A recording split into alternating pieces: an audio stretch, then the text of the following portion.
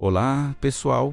Sejam muito bem-vindos ao nosso canal. Hoje, vamos embarcar numa jornada fascinante pela história e profecia, explorando as 7 igrejas da Ásia Menor, mencionadas no livro de Apocalipse. Essas mensagens, escritas há quase 2000 anos, continuam a ecoar com uma relevância impressionante para os cristãos de hoje. Vamos descobrir o que podemos aprender com elas. Tudo começa numa pequena ilha rochosa no mar Egeu, chamada Patmos. O apóstolo João, exilado por sua fé, recebe uma visão extraordinária. Ele vê Jesus glorificado andando no meio de 7 candeeiros de ouro. E o próprio Jesus explica: os 7 candeeiros são as 7 igrejas. João é então instruído a escrever cartas para cada uma delas, revelando seus pontos fortes, suas fraquezas e um chamado urgente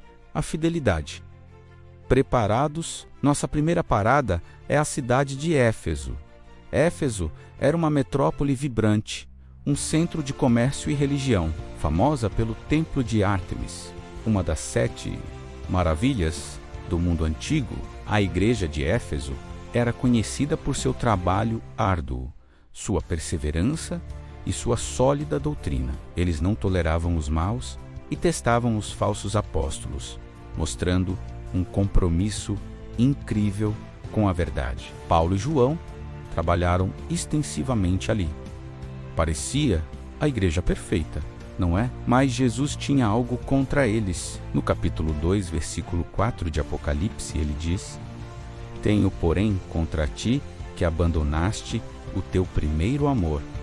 Apesar de toda a sua atividade e ortodoxia, o fervor e a paixão inicial por Cristo haviam se esfriado. A religião havia se tornado uma rotina, mais do que um relacionamento. O chamado para eles e para nós é lembrar de onde caíram, arrepender-se e voltar a praticar as primeiras obras. É um lembrete poderoso de que o cristianismo é, antes de tudo, uma questão de coração. De Éfeso, viajamos para a cidade de Esmirna. Essa era uma cidade bonita e próspera, mas para os cristãos era um lugar de intensa perseguição. Esmirna era ferozmente leal a Roma e ao culto imperial. Recusar-se a queimar incenso a César era considerado traição, um ato punível com a morte.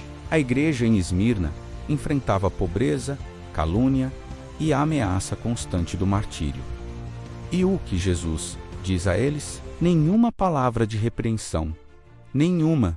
Em vez disso, ele oferece conforto e encorajamento. Ele diz: "Conheço a tua tribulação e a tua pobreza, mas tu és rico." E ele os prepara para o que está por vir. "Sê fiel até a morte, e dar-te-ei a coroa da vida." A mensagem de Esmirna nos ensina sobre a fidelidade em meio ao sofrimento. Mostra que a verdadeira riqueza não está neste mundo e que a nossa recompensa final está em Cristo. É uma inspiração para todos que enfrentam provações por causa de sua fé. Nossa próxima parada é Pérgamo. Jesus descreve esta cidade de uma forma arrepiante, o lugar onde está o trono de Satanás. Pérgamo era um centro de paganismo, com um altar monumental a Zeus e um importante centro de adoração ao imperador. O desafio para a igreja aqui não era apenas a perseguição externa, como em Esmirna, mas a corrupção interna. Eles se mantiveram firmes na fé, mesmo quando um deles, Antipas, foi martirizado.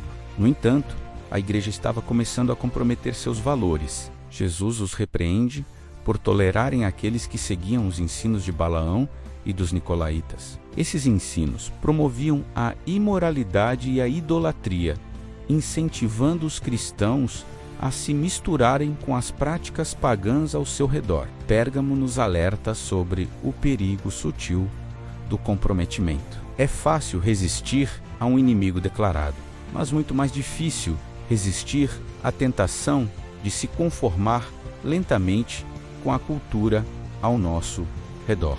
A igreja é chamada a ser sal e luz, a ser diferente e não a se dissolver no mundo. Continuando nossa jornada, chegamos a Tiatira.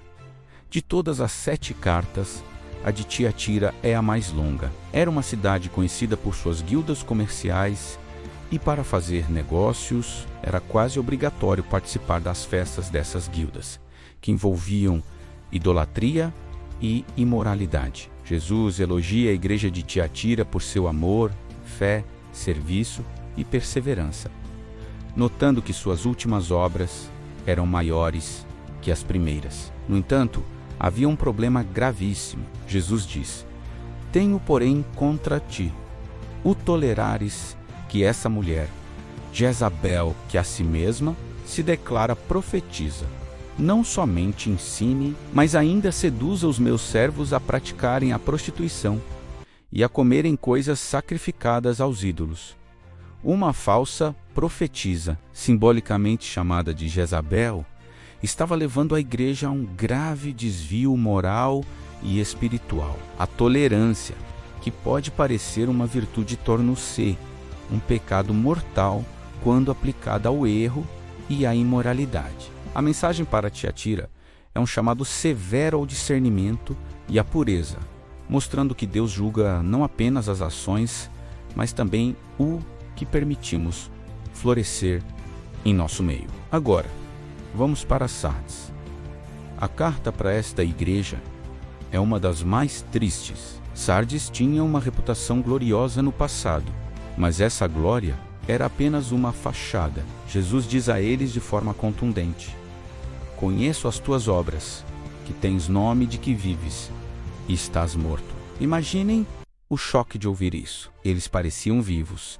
Provavelmente tinham programas, atividades, uma bela estrutura, mas por dentro estavam espiritualmente mortos. Faltava vida, poder e a presença genuína do Espírito Santo. Era uma igreja de aparências. No entanto, mesmo em Sardes, havia esperança. Jesus menciona que havia alguns que não contaminaram as suas vestiduras. Ele os chama ao arrependimento.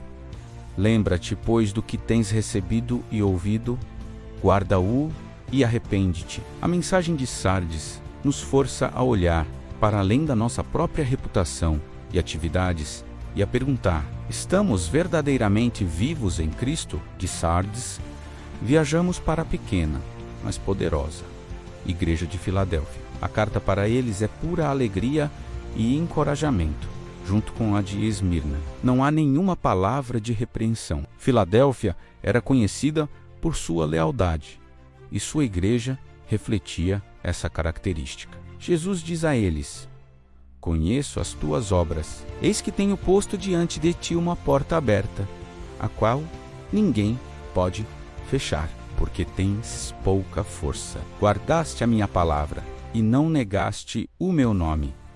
Eles não eram uma igreja grande ou influente, tinham pouca força, mas eram fiéis. Por causa de sua fidelidade, Deus lhes deu uma porta aberta para o ministério e prometeu proteglós da hora da provação. Filadélfia nos mostra que o que Deus mais valoriza não é nosso poder, nossos recursos ou nosso tamanho, mas nossa fidelidade à sua palavra e ao seu nome, mesmo quando nos sentimos fracos. Nossa última parada é Laodiceia. Se Sardes era a igreja morta e Filadélfia, a igreja fiel, Laodiceia era a igreja morna, situada numa cidade rica, famosa por seus bancos, sua indústria de lampreta e sua escola de medicina.